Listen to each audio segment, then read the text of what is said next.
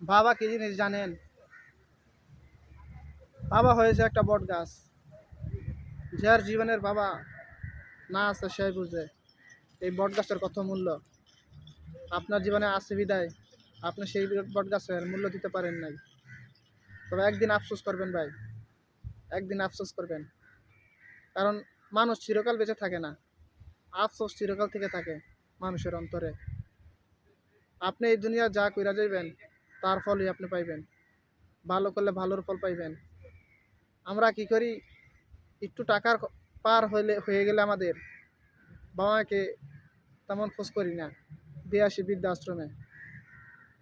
বা একদিন আপনিও এমন হবেন, হয়তো এই সময়টা বেশি দূরে নয়। আপনি আপনার বাবা মার সাথে যা করতেছেন আপনার সন্তানরা আপনাদের কাছে তাই করবে। এটাই বাস্তব, এটাই বাস্তব।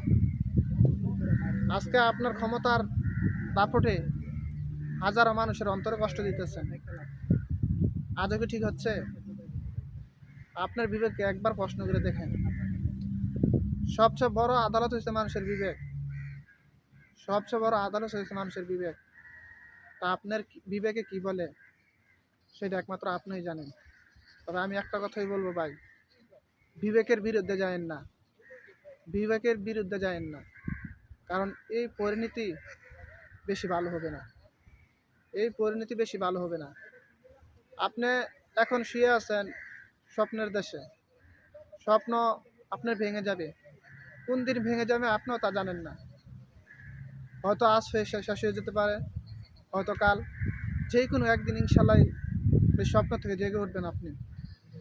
তখন চিন্তা করবেন আমি জীবনে কি করেছি। তখন হাজারো হাজারো মনে পড়লে কিছু করা থাকবে না। কারণ মানুষের জীবনে সুযোগ আসে একবার, বারবার নয়। মানুষের জীবনে সুযোগ আছে শুধু একবার, বারবার নয়। এটা আপনার একবার মনে করতে হবে। আর বেশি বেশি মরণকে স্মরণ করুন, বেশি বেশি মরণকে স্মরণ করুন। তাহলে আপনার জীবনের কাছ থেকে অনেক পাপ মুছে যাবে। আমি কি বলবো এই দেশের কথা, আমি দেখতেছি আমাদের এই বাংলাদেশের কত বাবা মা তাদের সন্তান হারা হচ্ছে। মানুষের অন্তর থেকে বিবেক উঠে গেছে।